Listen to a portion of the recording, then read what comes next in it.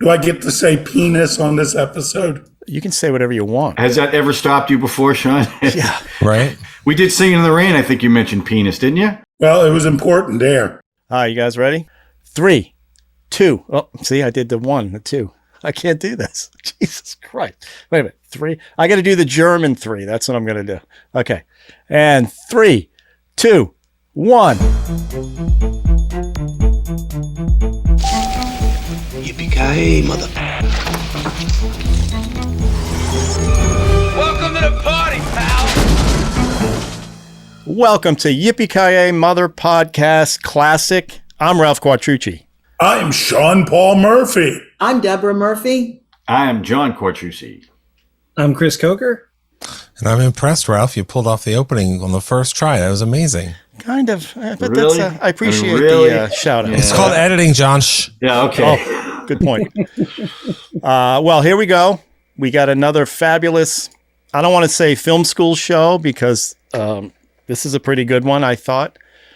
Chris brought the film to the table, one he hadn't seen before. And I don't know how many of us had seen this one. I had not. But before we get into that show, let's talk a little bit about what you watched this week. So we'll start with John. Well, I'd like to start with what I read this week. I read a fascinating book by our own Sean Paul Murphy. And Nice. after 500, it really segued nicely from 500 Days of Summer because it's about lost love, a little bit about stalking, a lot about religion. I really enjoyed it. It was a quick read. I read it on the beach. So, Sean, thank you for letting me read that. I wrote a review on Amazon, just so you know. So, thank you. You're welcome. Couple things I was watching. I'm going to talk about two of them. I'll be really quick, brief. I saw Prey, which is playing on Hulu. It's a Predator sequel. I wanted to watch it because the review said it was better than the original movie. I don't know what those people were smoking, but it was not better than the original. It was good. I liked it better than all those other Predator movies that have come out. But I don't know, 100-pound young woman beating up the Predator, I didn't necessarily buy it. I like the vibe back in ancient times with bow and arrows and all that kind of stuff. That was kind of cool, but it wasn't. It's kind of a prequel more than a sequel. Yeah, it is, but it is a prequel. In fact, the gun from Predator 2 makes an appearance in this movie. It was okay. It wasn't. I still think the first one is great. Love it. Not even close.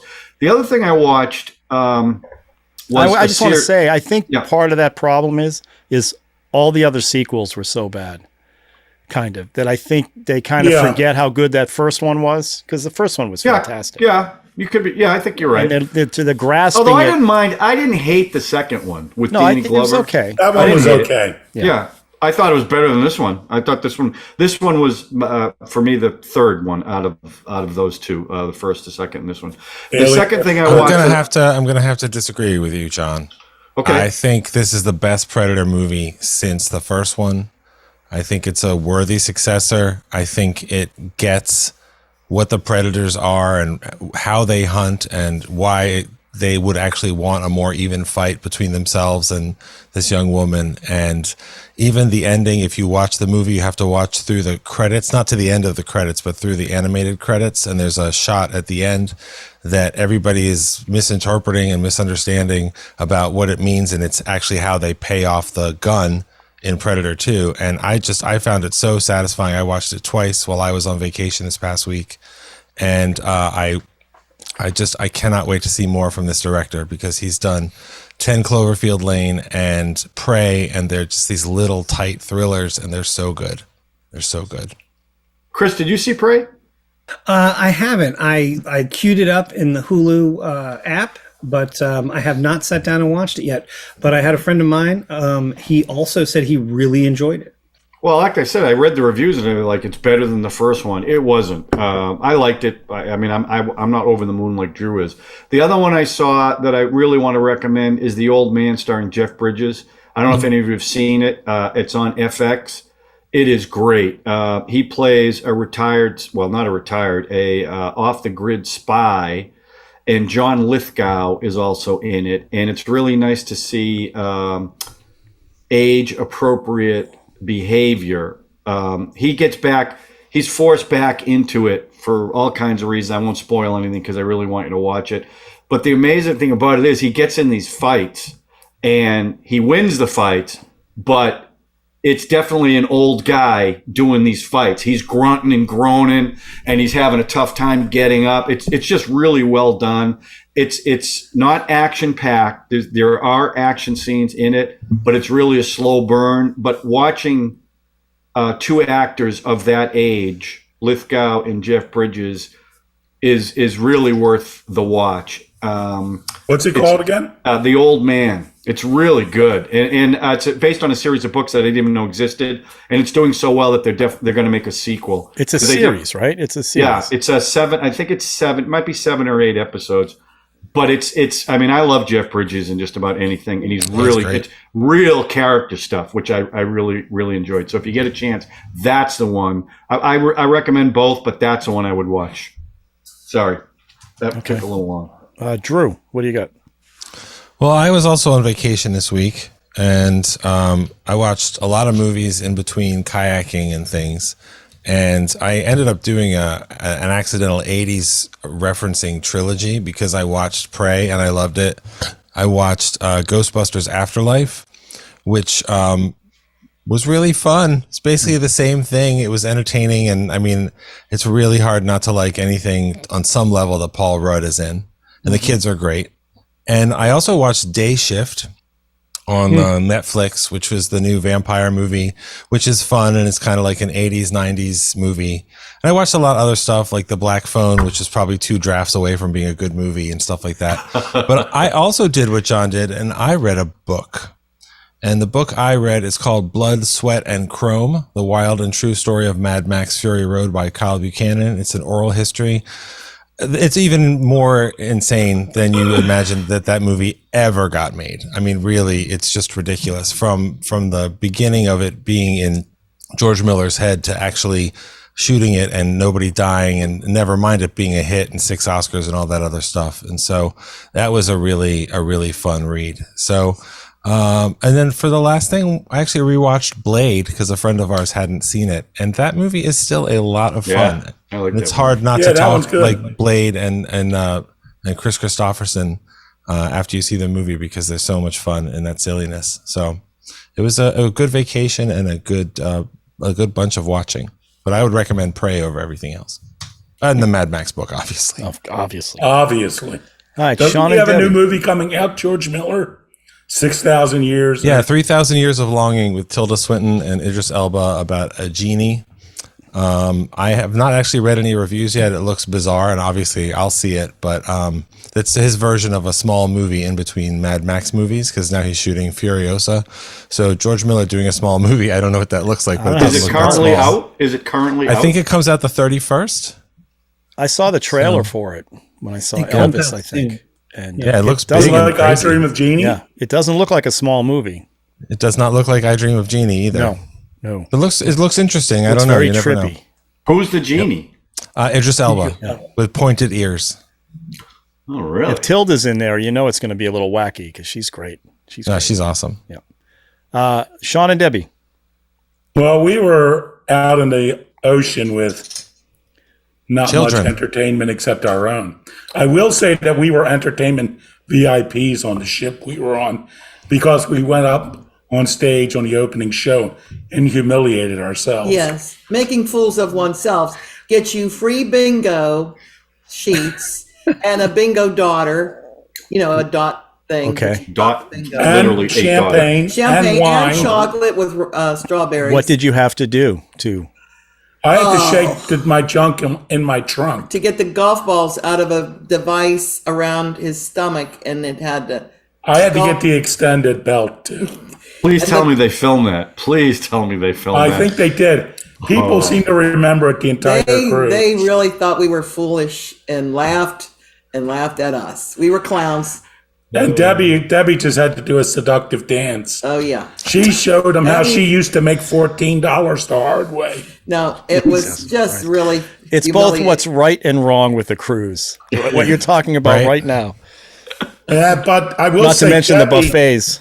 Yeah, That's how you get the truffle shuffle going, is you load up at the buffets. Truffle. Exactly. That's how I get that junk in the trunk. There you go. But that caught up with me by watching the most hated man on the internet. Oh, I saw that. Oh pretty good. my God. That guy is a dick. Yeah.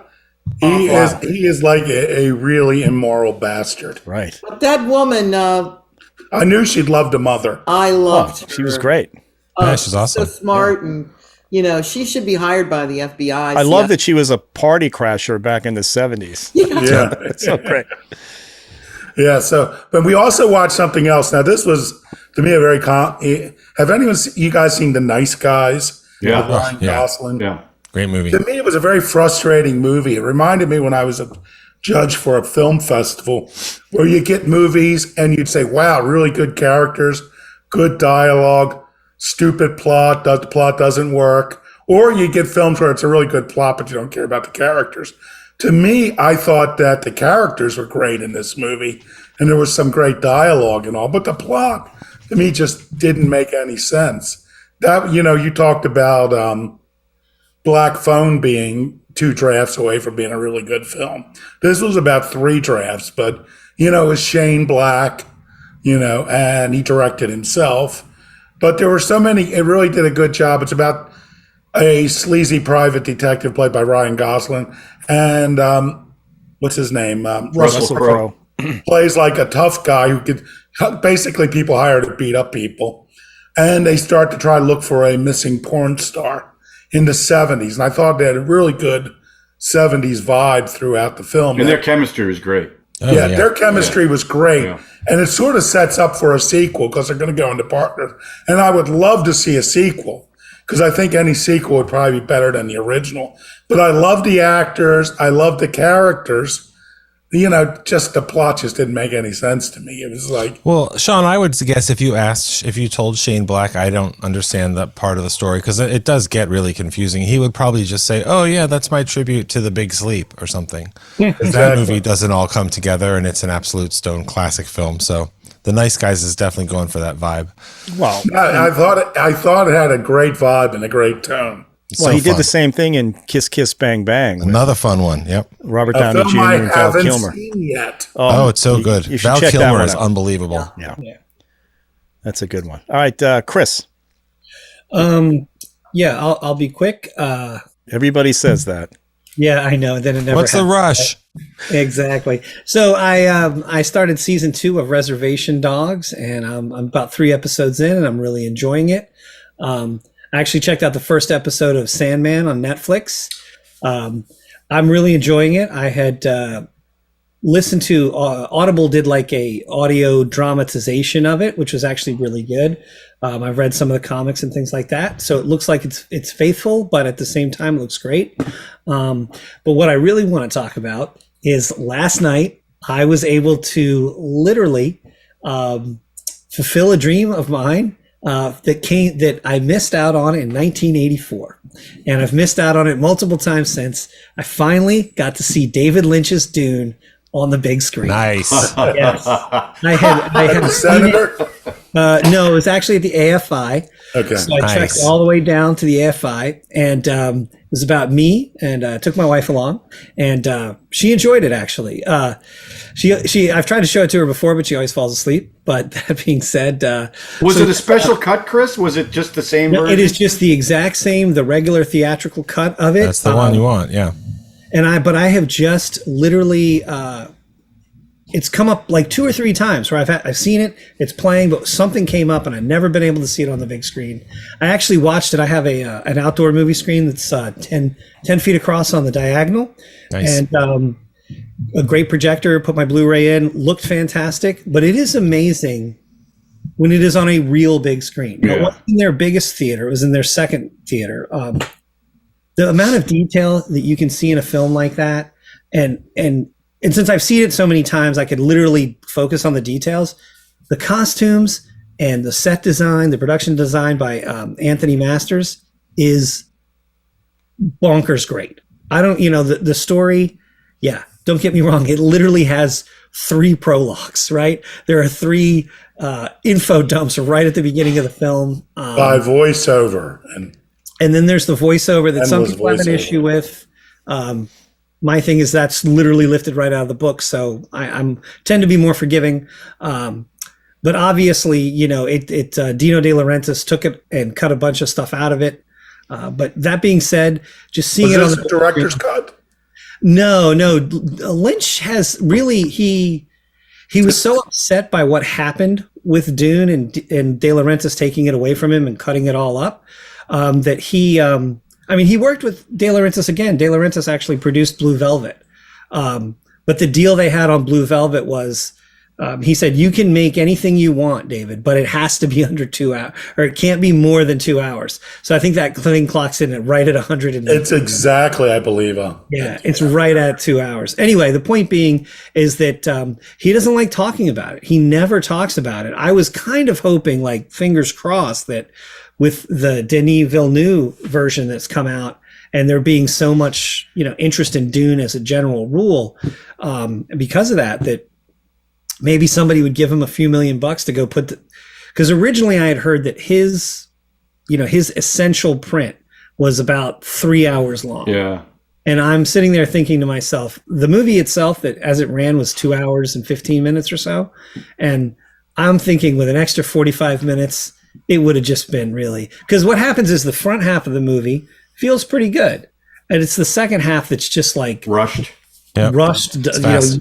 you feel like, hey, here are the Fremen. Oh, we're at the big battle at the end, you know, and it's just But like, he's come out and said he was so angry about it and it was such an awful experience. He does not want to ever revisit it again. yeah, he said that that. several times. It's his Ambersons. Yeah, He doesn't exactly. like talking about it or anything. Yeah. He actively avoids questions about it. Yeah, I went to a screening of Lost Highway in LA at LACMA in the 90s. And after the movie, David Lynch was there and he was interviewed by Elvis Mitchell, the critic from the New York Times. And Elvis Mitchell did that thing that a lot of interviewers do, which is let's start with each movie and go in order. And so, of course, pretty soon you get to Dune. And David Lynch looked very uncomfortable and said, I really don't want to talk about that. And Elvis Mitchell kept pushing him and he kept saying, it's very uncomfortable. I don't want to talk about that, to the point where the audience started yelling, move on, because the guy was like, he was in obvious agony. And I would imagine it's probably not that less intense for him all these years later. So I'm so glad you got to see that on the big screen. That must have been so fun. You can see Drew at that thing on a Movie Strange podcast we did with Sean about Lost Highway. So that's right. IFC did an episode. We'll put that in the link. We'll link that below. Okay. So sure, I'll link it. All right, I'm Chris, any famous. more about that? Or are you? No, just that it's literally now the only movie I can really think of from my childhood that I've never seen on the big screen is the also produced by Dino De Laurentiis, the Mike Hodges 1980s Flash Gordon. Nice. Those are a couple of those ones that I remember as a kid, like begging my parents to take me, and they just didn't. That would be trippy, that one. So, all right, I saw a small film on Prime called 13 Lives, directed by Ron Howard, which is about the Thai cave rescue. 13 people get stuck in a cave that flooded. And it's about the British cave drivers that were brought in to help with the rescue. And just like the movie Apollo 13, we all kind of know what happened, but it's still a very intense, very suspenseful film. This is when they had to take them out one at a time. Is that how they do with the divers? Yeah, well, with the divers, 5 hour dive in, 5 hour dive out. Wow. Through harrowing stuff.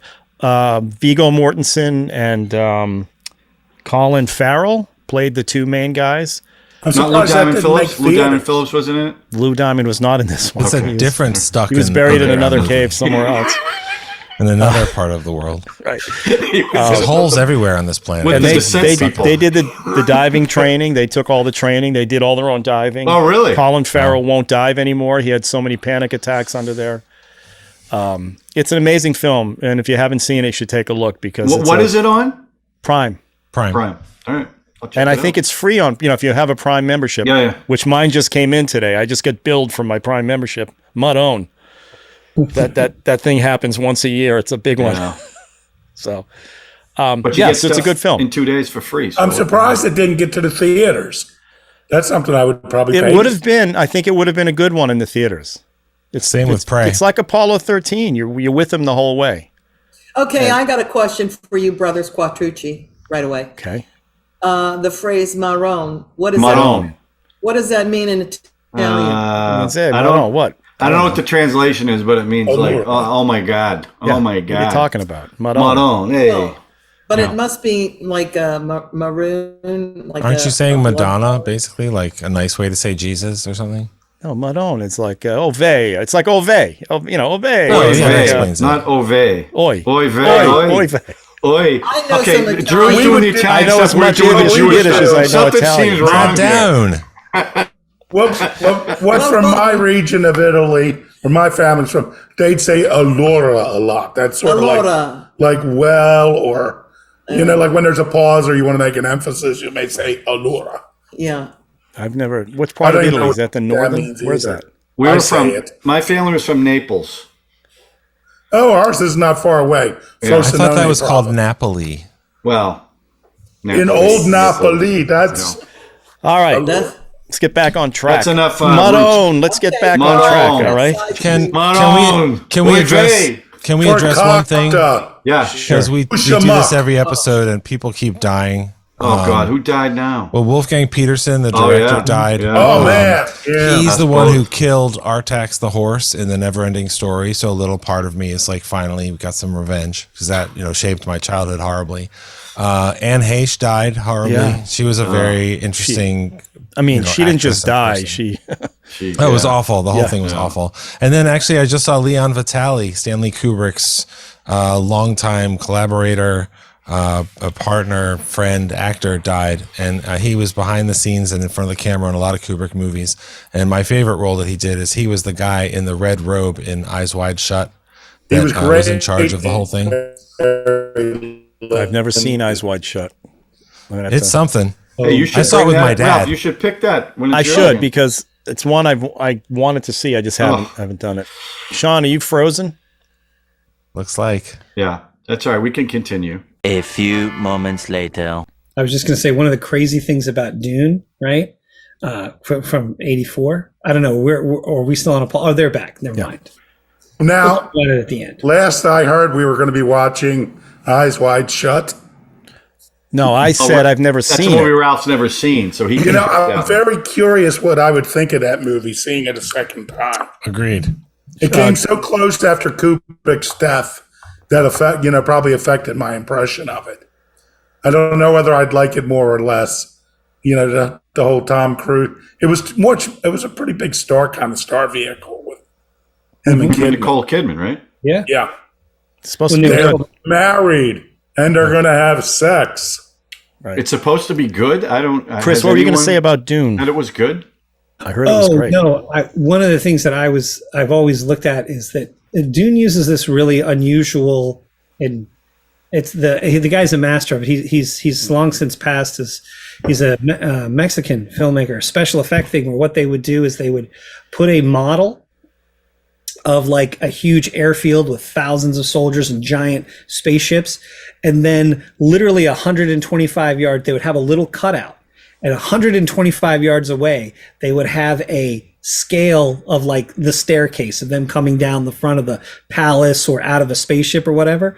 And so this model, they line it up perfectly, right? So the model is like 2 feet in front of the camera. But the like a actors- matte painting almost, right? Yeah, but they do it so well. There are times, and I was looking for it and I was staring at it and looking for it. And it's like, because I was looking for it, I could see like the changes, and of course, sometimes you'll notice that absolutely no one is moving on the frames, but it was one of those things that gives you that, it gave a scope. But weren't some of the other effects in there kind of cheesy and like some of the other effects were worms the post-production effects were really bad. And I think what happened is that Lynch even said that he started to lose interest because he could see which way the wind was going as far as it being taken away. But yeah, some of the effects in there, when you think like Return of the Jedi came out a year earlier than that, or a year and a half earlier, and then you're looking at those, you're like, those look terrible. I think they cut their budget too. I thought that's what I remember. Yeah, I don't know about it was still super expensive, and it was a big bummer. So, but all right, things- well, let's go in the Wayback Machine and talk about the film that Chris brought to the table. John and I think Sean has a little Dutch angle in the camera for a little homage. I got my Dutch angle going. To the cinematographer and the director. So, Chris, what'd you bring? I brought Carol Reed's 1947 film Odd Man Out, which basically takes place in an unnamed city in Northern Ireland. I thought it takes place in Belfast, doesn't it? Probably, but it doesn't specifically name Belfast as like, I don't believe. And there's some organization that they never name. They don't name the organization, but they, yeah, they don't name the IRA, obviously. But what's the reason? What led me to choose this film is I am a huge fan of The Third Man. It is a classic. If you haven't seen it, do yourself a favor, go check out The Third Man. So this is another one of the films that Carol Reed did. He also did Oliver, probably the other really famous movie that he did. First Won film an I ever Oscar saw. for Oliver. Yeah. Really? Yep. With There my you go. mother. My mother took me to that one. Doton movie theater. Yep. And so you're ready to go now, Ralph. You got to see The Third Man now. I saw The Third Man. Oh, you did? I watched it after I watched this one, and we'll talk about cool. that, why I did that. So But you'd never seen The Third Man? never seen it. Oh, wow. So anyway, Odd Man Out. That you could stand there and paint him? You only fixed him up so that when you get him to the hospital, you'll be proud of what you've done. You're drunk. Listen, if he dies... Give him peace to do it in then. And what will we do with him if he does? What will we tell the police? Stop arguing. You've done what you wanted to do, now let me. I will not allow him to sit there and die in that chair. Please talk about his life. Aren't you telling me that you're going to hand him over to them? Yes, to people who heal him. Yeah, when he's fit, they'll pass him on to the police. Maybe. And the police will put him up for trial. Expect me to hide him? I tell you, he should stay here. Look at him, Tober. It won't take me much longer. Let him rest. He needs it. Can't you see? What I see is life. Have you ever heard tell of Father Tom? Come on. No, leave him. Don't take him away until I've Father Tom. Listen, if he The old dies... priest give at peace St. to do it in Catherine's. then. And what will we do with him if he does? What will we tell Where the is he? police? Stop arguing. You've done what you wanted to do, now let me. I will not allow him to sit there and die in that chair. You needn't talk about his life. Aren't you telling me that you're going to hand him over to the Yes, Tell me, to Father. people who heal him. Yeah, and when he's Like fit, he they'll used pass to him on tell to the us. police. Maybe. And the police will put him up for trial. Expect me to hide him? I tell you, he should stay here. Louder, Father. Speak louder. I can't hear you. Let him rest. He needs it. Can't you see? What I see has life. Well, it belongs to him, not to you. Now, come on. No, leave him. Look. We've always drowned your voice with our shouting, haven't we, Father? You know, it deals with the friction of Northern Ireland and the IRA and things, but as the opening crawl will tell you, that it's really not about the politics. It's trying to focus on the way that this conflict interacts with people's lives and so on and so forth. But being a huge fan of The Third Man, I'd always heard about Odd Man Out, but I just never caught up with it. And when I saw that it was on HBO Max, I was like, boom, choice made. So I sat down and I watched it. And, it's one of those films where, I was so pumped up for it because I love The Third Man so much. I'm not going to go so far as to say I was disappointed, but I was a little disappointed. I thought it was a bit slow. And I'm a person who likes longer films. I like classic films. I understand their pacing, but it felt like it dragged on a little bit for me. But at the same time, James Mason is fantastic in this film. He's great. I think it's a really great setup. And visually, like especially when they were shooting in the actual city, not on the sets, which was most of it was sets, but there's occasionally you would see them shooting in the actual city. Like there's a great sequence where 2 or 3 of these guys that pull off I won't call it a botched robbery because they got away with the money, but James Mason gets wounded and left behind. And so what happens is, some of those scenes where they're running through like the alleys and things, so it's obviously shot at night, shot in the actual city, just gorgeous. Just Very Carol Reed. I mean, Yes, those very- scenes were screened. Yeah. And but I just thought it was great. And it's really about, like I said, it's about a guy who's getting out of prison, who obviously hasn't given up on the He's been out of prison. He's not getting out. He's been out. No, he he's been out. escaped. Broke He out. escaped. His body was released. Escape. Yeah, so he's out of prison and he's been hiding out and he's like physically kind of worn out and there's a lot of questions about him. So these other They go on a job, which, by the way, seemed to be like the easiest bank robbery I've ever seen. Very They polite, literally too. They're very polite. You just walk in, they walk through a door, and they say, "Give us all the money," and they do. But on the way out, there's an altercation. He gets wounded and kills a security guard. And in the getaway, he gets left on the street, to put it mildly. And so the rest of the movie is basically about the police looking for him, his compatriots looking for him, and kind of just for lack of a better term, the emotion and the pressures that are going on during the whole Northern Ireland resistance situation, The Troubles. Yes, that's what they call them, right? The Troubles in Northern Ireland, which is funny too, because, Northern Ireland is mostly Protestant. It's like 3/4 Protestant. And Bastards. So the Protestants are like, we don't want the English to go anywhere. It's just so there's a lot of but obviously, the Ireland and the Catholics, they want Ireland to be one united Ireland. Anyway, so I really liked it. I thought it was really good. I thought there's just great performances, all the way through. Some of the other folks that are in the, the getaway car, part of his gang and everything. I thought they were great. I really liked the old lady who dimes those guys out. I thought she was fantastic. Anyway, I'm going to stop. What did you guys think? Who wants to jump in? I'll jump in. Go ahead. Unless you want to, John. I'm thinking of number 1 to 10. What is it, Sean? 3. Okay, no, I'll go first. I never saw this movie. I love The Third Man. I think The Third Man is a much better film than this. Mm-hmm. But this film, especially in the initial chase when they're going, like you talked about, through the alleys and stuff, it looked just like The Third Man. Even the sound, of the hitting the pavement and stuff, and the shadows and the angles. I really enjoyed it. I like the tension of it. Is he going to make it? Is he not going to make it? I also like the fact that everybody he interacted with, it wasn't so cut and dry how they were going to handle it. Mm-hmm. A lot of people didn't want to support him, but they also didn't want to just send him to the police. So there was all these internal conversations going, which I really liked, except for the one woman who turned in her, I was related to the guy, I think, right? The old woman. I thought that was pretty funny. And I love the fact Dan O'Harley was in the car, and he's the old man from RoboCop. And also William Hartnell was the bartender who's the first Doctor Who. So I was like, oh, look at the cast that we've got going here. So hang on. Who was Dan O'Harley in that movie? I didn't recognize him. He was one of the guys in the getaway car. He was one of the 3 guys that got killed.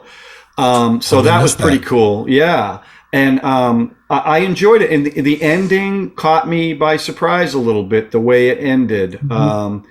The way, and again, the whole movie is about, is he going to get away on a boat at the end, and a priest gets involved, and they're all, and a lot of sacrifices are made to try to save the guy. I found it interesting. I agree with you. It was a little slow. I mean, The Third Man is just, that's what I was comparing it to. And frankly, if you don't have Orson Welles, you're already at a disadvantage. And, the half of that movie is you don't even see Orson Welles. You just talk about him. And the reveal is a big deal. So that didn't really happen with this. I thought James Mason, as I read more about this, how brilliant his performance was. And I thought he was good, but I mean, he was delirious for most of the movie. And Robert Newton's the one who plays the artist. And for those who don't know, he played in Treasure Island. He was Long John Silver.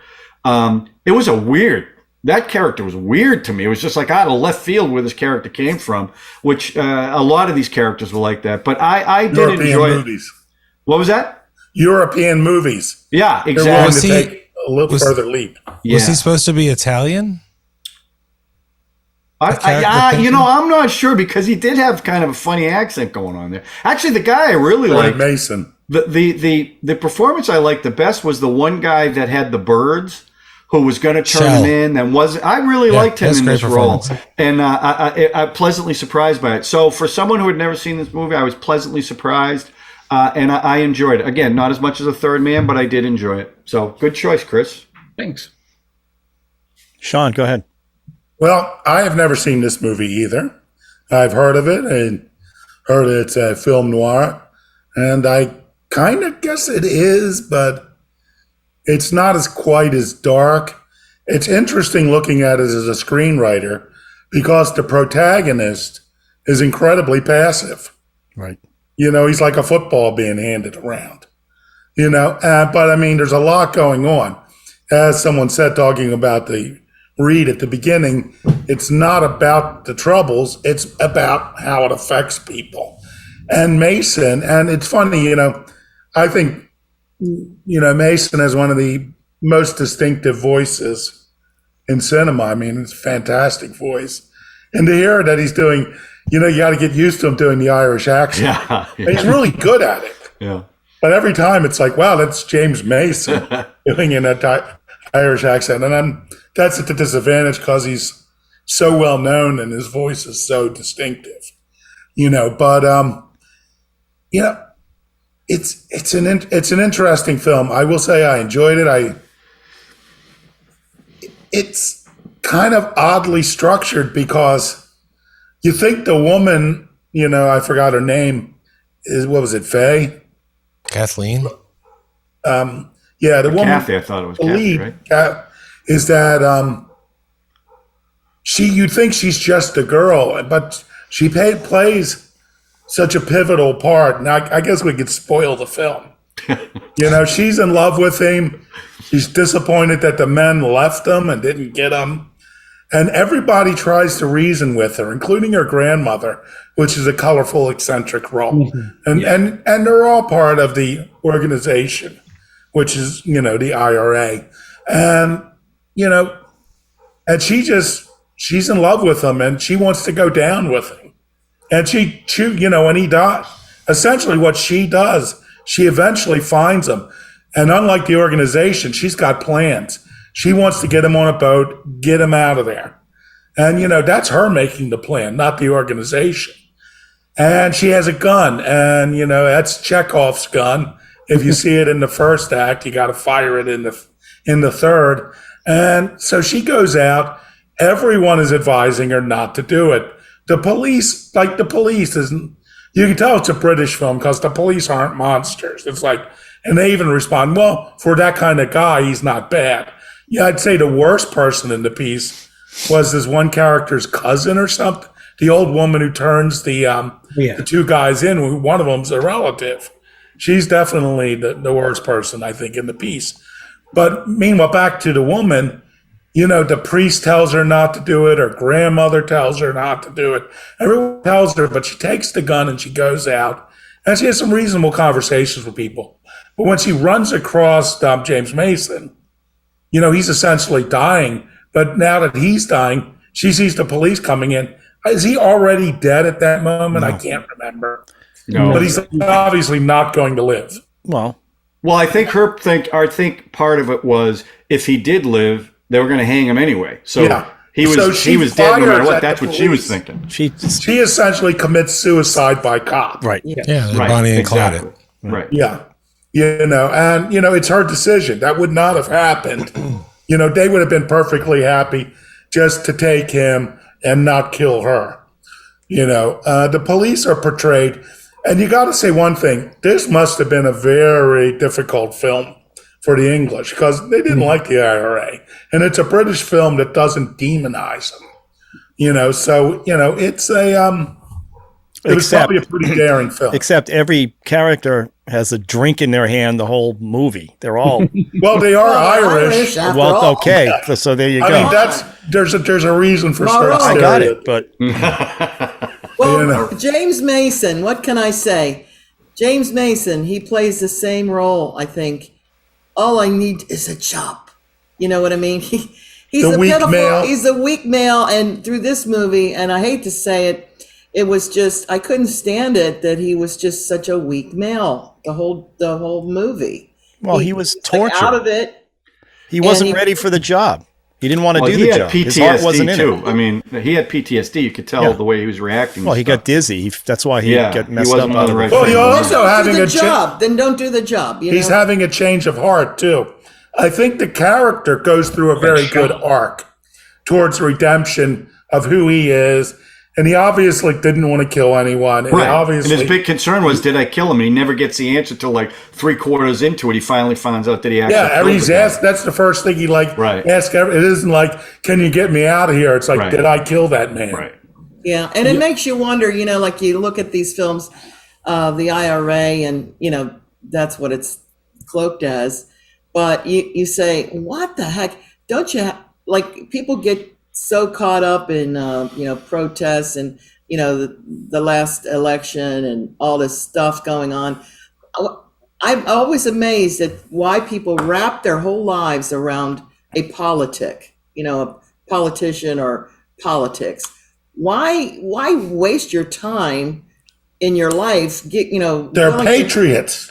Yeah, well, what does that? If it wasn't for people like the IRA, we wouldn't be an independent. I don't think the IRA looks at it that way. I mean, they look at it. It was their independence that was being taken away from them. So, I mean, I would say in my own family, my great grandfather, who was a fire chief in Pennsylvania at a town, I believe I heard he was an IRA supporter and helped send guns and all to Irish. But my grandfather was, his son was anti-violence. It was not IRA, pro-IRA at all.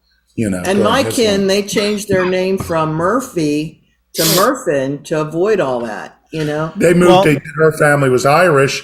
They moved to England, and there was so much prejudice against the Irish. They changed their name. I haven't seen it, but Kenneth Branagh's Belfast film, I think, breaks down exactly kind of what was going on in those neighborhoods. Neighbors were turning against neighbors. Right. I mean, it was just, and this is early IRA too, right? This is post World War II, right? This film, yeah, it takes place around the same time as The Third Man, doesn't it? Actually, very close to it. Yeah. So that's pretty early in the, Well, you got to remember, by that time, the Irish had already won their independence for Southern Ireland, but because Northern Ireland, it was predominantly English and Protestant, that was not included. And that's what pissed off a lot of people with what Michael Collins, the Irish leader, that he allowed that compromise. It's like Britain was like, okay, you have your independence, but you can't have Northern Ireland. And some people thought that was a horrible sellout. And other people looked at it more pragmatically. And the Irish was always, the people in Ireland were always kind of helping out behind the scenes, the IRA, but not enough to go to war with Britain about it. So, Debbie, your comment the Irish about helped the Germans during World War II, too. A lot of the Irish did. Your comment about James Mason, right? You brought up James Mason, Debbie. Yeah.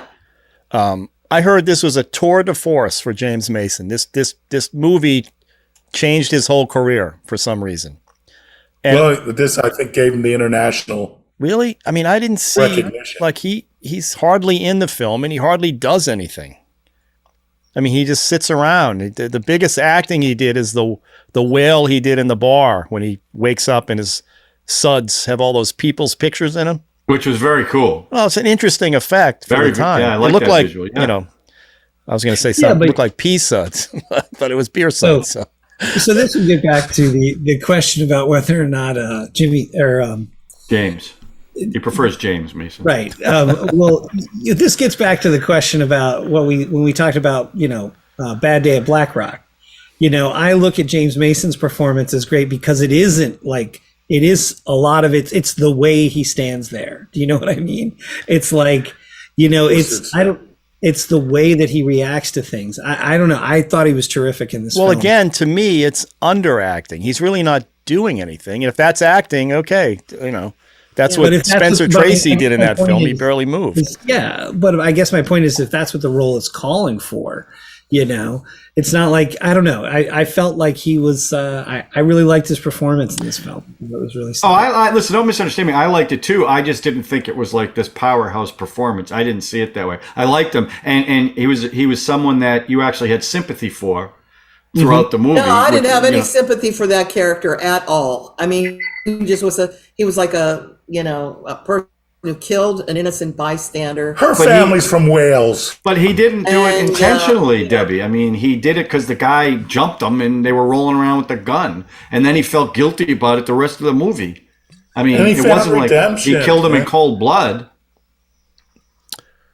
Yeah, it's an interesting performance because when he's taking a gun, I mean, that's going to happen. I mean, well, but their point was, in fact, David, I get that, but it's not like they were looking to shoot anybody. They wanted to get in and out. That was the whole point. The bottom line was, Debbie's right. He was not ready for the job. No, that's true because he hesitated on the steps because His he was heart having some wasn't in kind it. of dizzy spell, right? So go ahead, Drew. You have anything? Well, I'm a little disturbed that people think the snitch in the movie is a worse person than the murderer in the movie. That's a little disturbing. But That's what I mean. You're on his side. Well, the snitch betrayed her family. Well, you don't want me to talk about how little a family connection can mean. That's a different therapy episode. But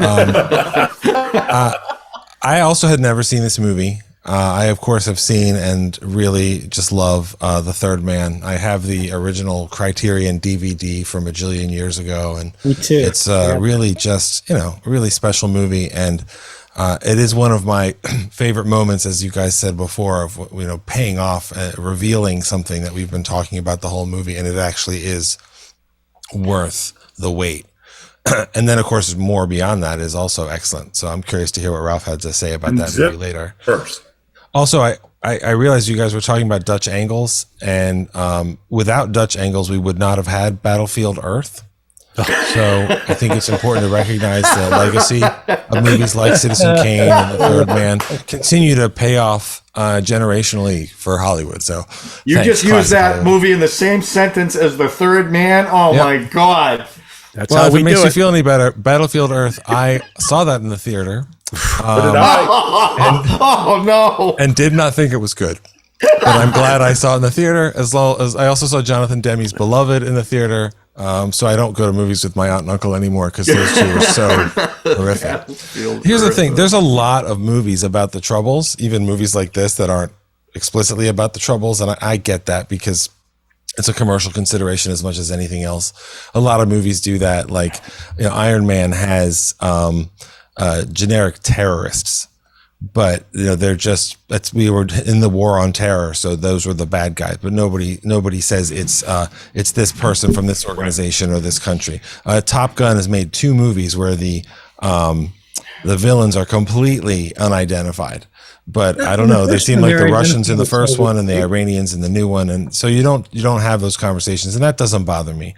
The reason it especially doesn't bother me is, you don't realize it at first, but this movie, Odd Man Out, is not a thriller. You don't realize that maybe even until the end. I mean, it is very slow, which I felt that it was slow, but it didn't bother me. I didn't feel like on board, I want to turn this off or anything. But it is sad because this guy gets out of prison. I don't know that we get a lot of detail on what he went to prison for, and an awful lot of people went to prison for things that they should have gone to prison for, and an awful lot of people got railroaded into prison. So we don't know what his story was, but they say we're going to go rob the mill. I guess that's on payday or something. Mm-hmm. And he ends up murdering someone. And I have never robbed a bank, but I would imagine in the real world, most bank robbers don't want to shoot their way out. I thought the movie Heat really captured how much they don't want that to happen, but they're ready for that to happen and how horrifying that is. So I knew nothing about the story. I knew nothing about where it was going. And at the end, it's like, oh, this was actually a romance the whole time. I didn't really. Yeah, that's what I mean. It's really about that relationship. I never got that. I didn't get it while I was watching it till the end. Well, no, she loved him, but he didn't love her. Right. Not like that. At the beginning, they were clear about that. He wasn't in love with her. Like she was in love with him. Enough to kill herself.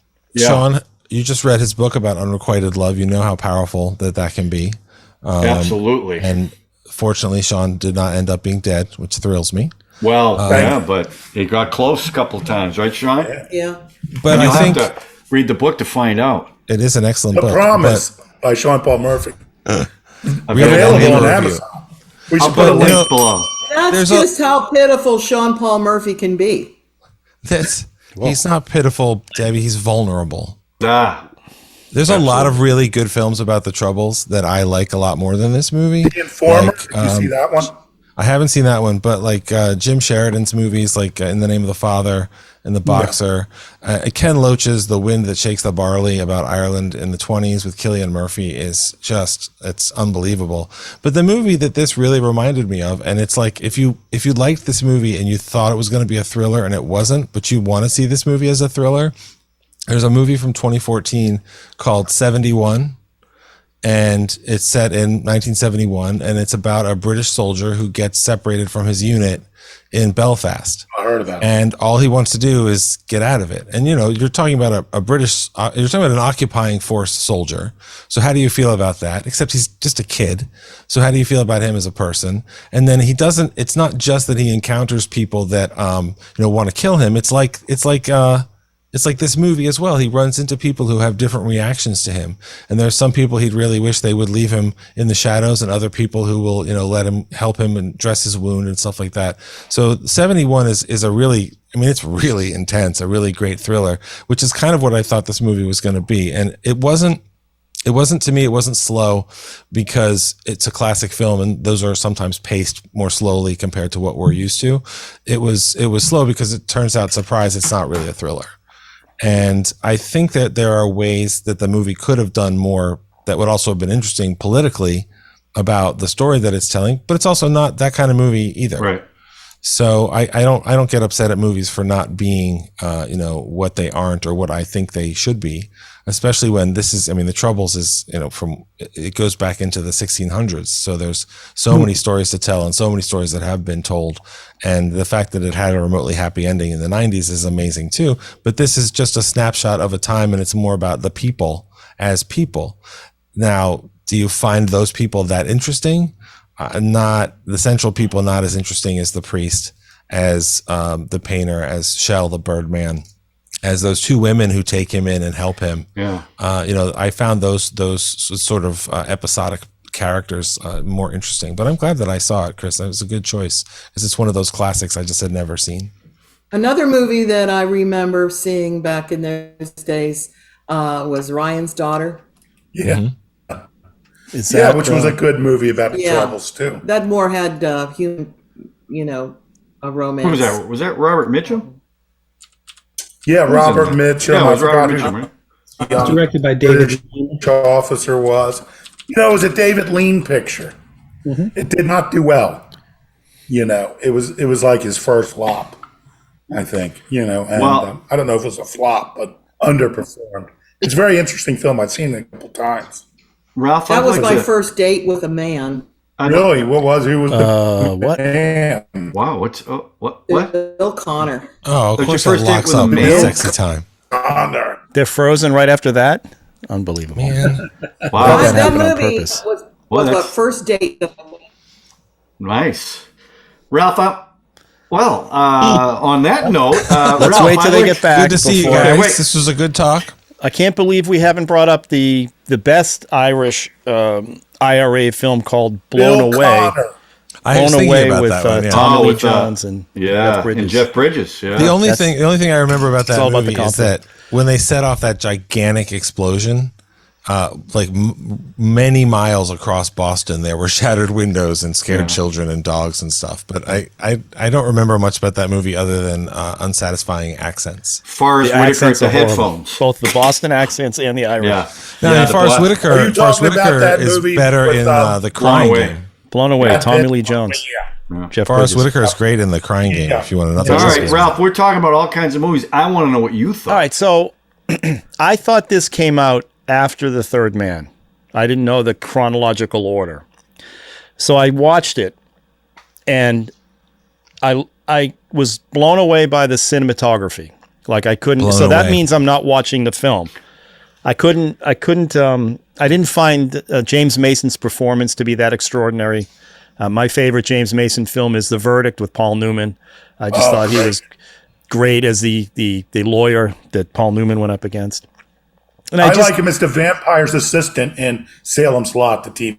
That's pretty He good. was too. Dial definitely M for slumming murder. it in. Jeez. Yeah. So I watched it and I'm like, okay, how good or bad is The Third Man? Everybody raves about The Third Man because if this is any indication, then The Third Man is going to be. So it led me to watch The Third Man, which I'm glad I did because I really enjoyed The Third Man and got really blown away by the cinematography in that one. And I want to shout out the guy, Robert Krasker, who was a cinematographer. So I know it's a combination of the two guys, the director and the cinematographer. They actually gave the director a level at the end of the shoot because he used so much Dutch angle in the film. The crew was like, enough, we can't take this.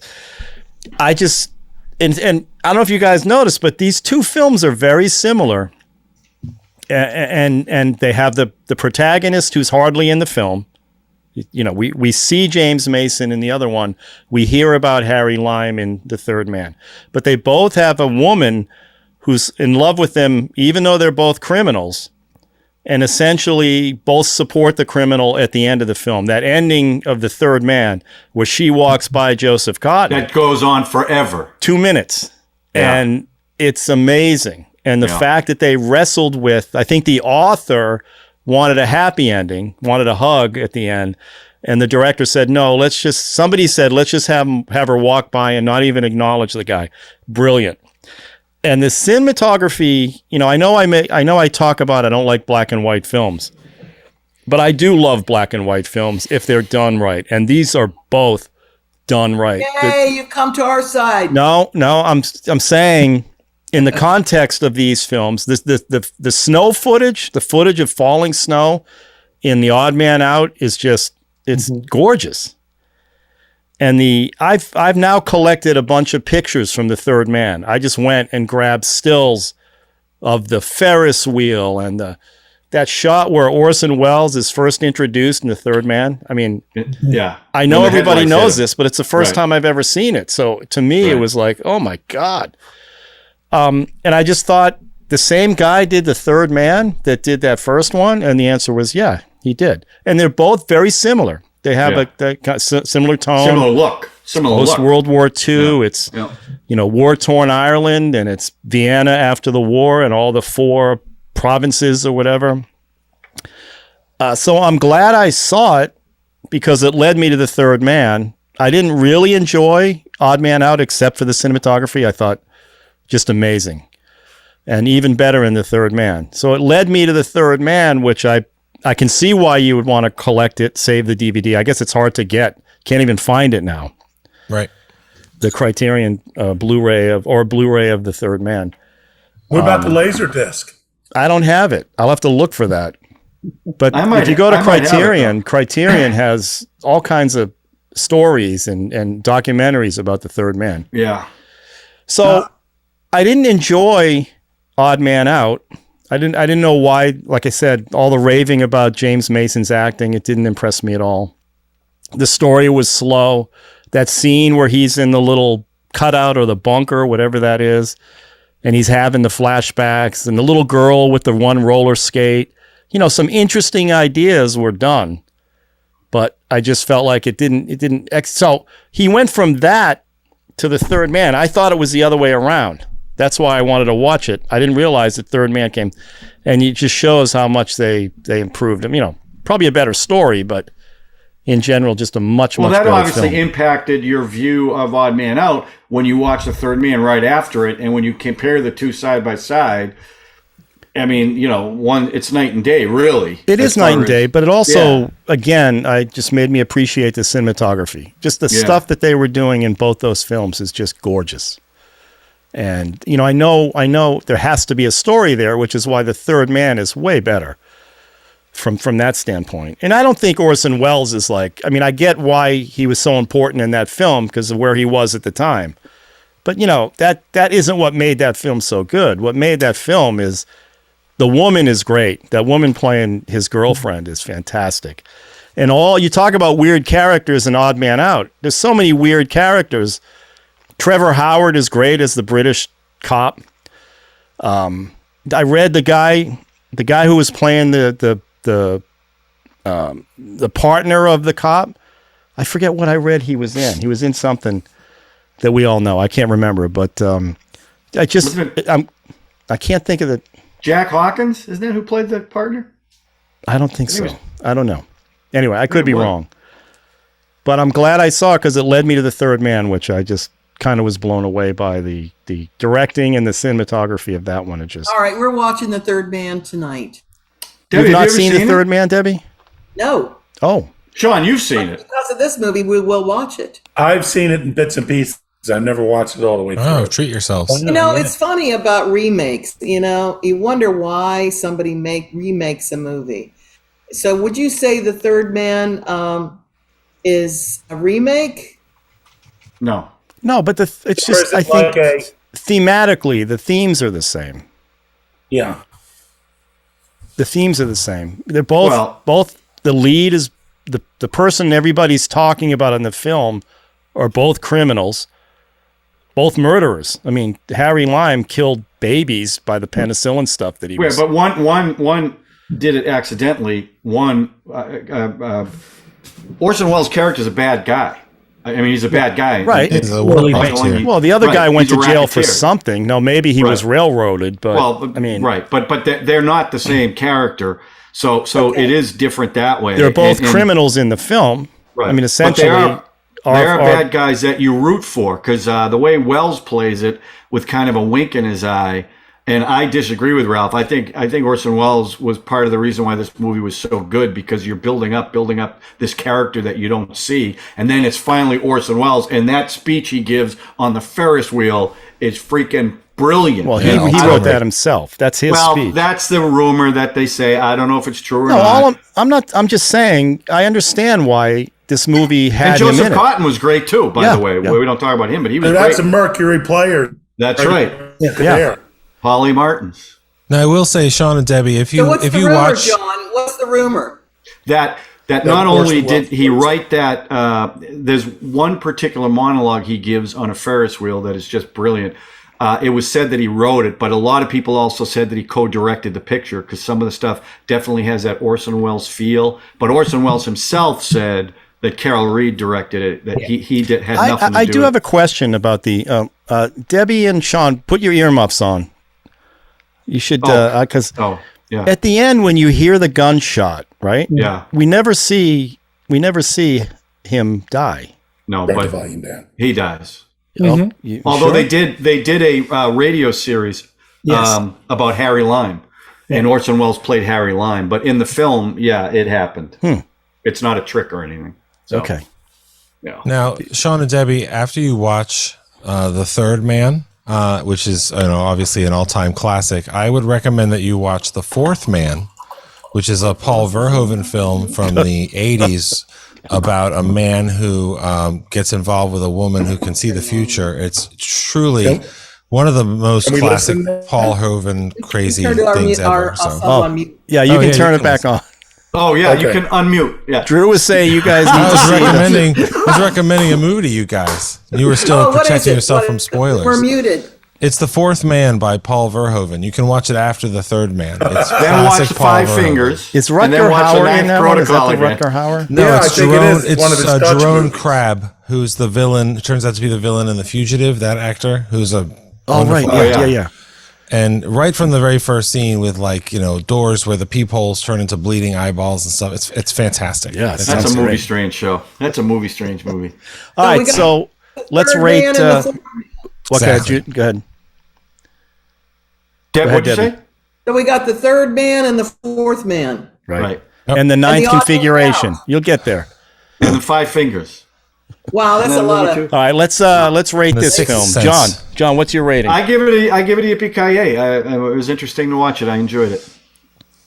Chris, I think I know Chris.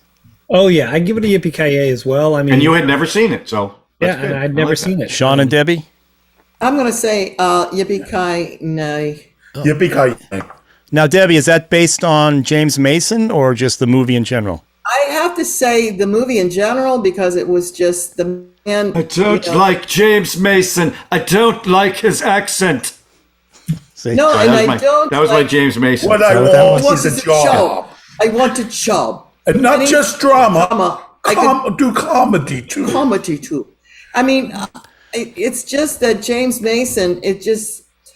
His role is just that one. Now I've got to try and give James Mason a second shot. Give him a job, because he can't be all that bad. I mean, he was like He's James I'm Mason. James Mason. We'll watch Salem's But I Lot. don't like weak men. I don't like weak men. When I see a weak Check man, him out, I'm check repulsed him out by in a Mandingo. That's Jesus. Did you ever see Dial M for Murder? Yes. I mean, he's badass in that movie. All right, Drew, what's your rating? Oh, Yippee-Ki-Yay. I mean, I'd never seen it. I'm glad I saw it. It's a classic. My cat gives it one tail up as well. And I don't think it's a movie that I would revisit anytime soon, but I will say it's made me want to revisit a number of other movies set in the same era and see other ones. Like I have not seen Belfast, and that's supposed to be a fine Black film and by white. Kenneth Branagh. So It's in black and white too. We go again, pushing the black and white. I'm gonna say Yippee-Ki-Yay because it led me to The Third Man. I mean, I like The Third Man way better, but they're both beautiful. The cinematography, I just can't rave enough about it. The guy won an Oscar for The Third Man, and well deserved. That one shot where Orson sticks his into the light is just Out of the shadow. and the shots The cat. down the sewer Yeah. underneath Vienna, just And those were unbelievable. Carol Reed's hands at the end through the grate. Right. They weren't Orson Welles. I would say this: if you're curious in Carol Reed and this genre of movie, and you got a choice between the two, I think we'd all agree it's The Third Man you want to watch. So, Absolutely. Okay, And I'm that going to doesn't change. take- I'm going to change my vote from Yippee-Ki-Yay, nay to meh. Maybe I'll change. Okay. All right. Look at that. We talked We'll you give it a out of it. second All right, shot. Deb. Nice. All right, so let's spin the wheel for the next The Wheel of Fun. one. The Wheel of Fun. All right. Is everyone going to be on next week? I think so. Okay. Yes, that's just want the to make plan. sure. All right, so we dump that guy. Oh, here we go. We only got Guys 3 ready? left. Oh my Let's god. see if this is so I'll predict exciting. this one. I'm going to predict it. Here we Ralph's go. going to win. I think it's going to be Drew. Let's see. I think it's going to be Sean. Oh, Sean. nice. Good call. Good call.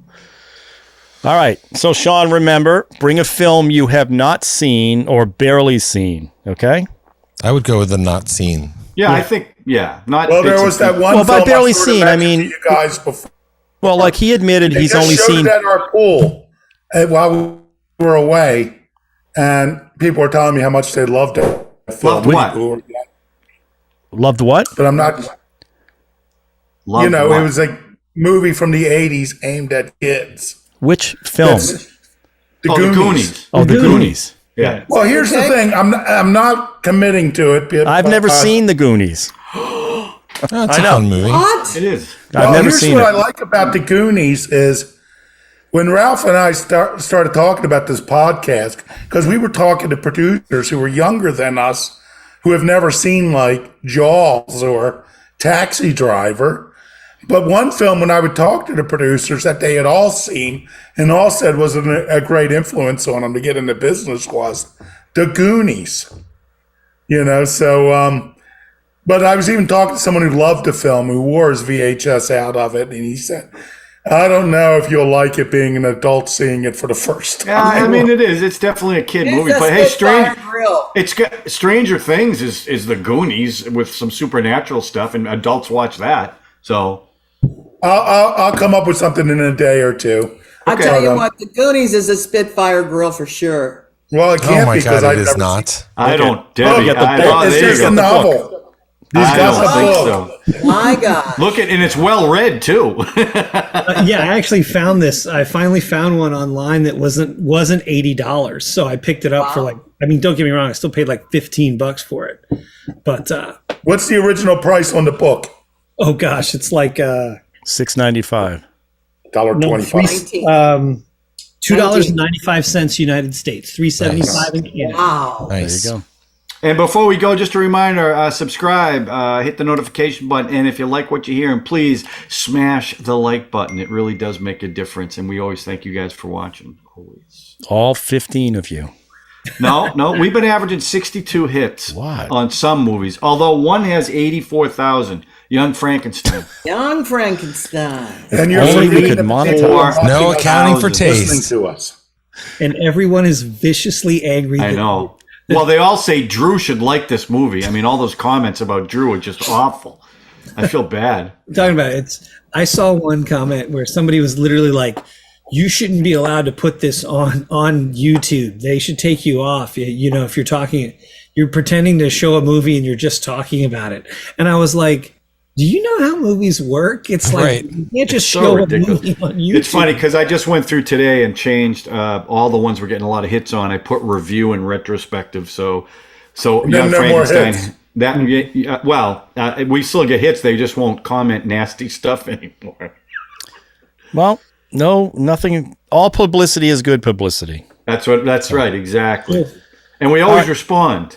Every comment we do respond to, by the way. Somebody does. I do. All right, everybody. Have a good week. Sean, if it's not the Goonies, let us know what it'll be. Okay? Okay. All right. And Sean, thanks again for sending me that book. I really enjoyed it. So, what's the name of that book again? The book is called The Promise, or The Pros and Cons of Talking with God. Oh. Yeah. And it's sold because look at that cover. Who wouldn't buy a book with that. my face on it? Who would not? Who would you buy a car from this man, let alone a book? I mean, come on. I don't know. Bold. Thank you, John, so very much for your kind words. Please, I enjoyed it. If I didn't enjoy it, I'd tell you. I'm telling you that right now. I would have told you. Yeah. Nobody's watching at this point anyway, but it was a good run. No, the stuff you're doing at the end now. You're always you doing guys the trick don't at the even end, watch making a the big end because I put something at the We end. had that time since Look, we were in Bermuda. What? Debbie watches this from beginning to end. And she never hits the like button. And she never hits the like button. I just don't get it. We got responsibilities, Yep, we all do. All right, everybody have a good week. You have a good week, Ralph. See you Everybody next week have a for great Sean's week. film. Okay? See you guys. Bye.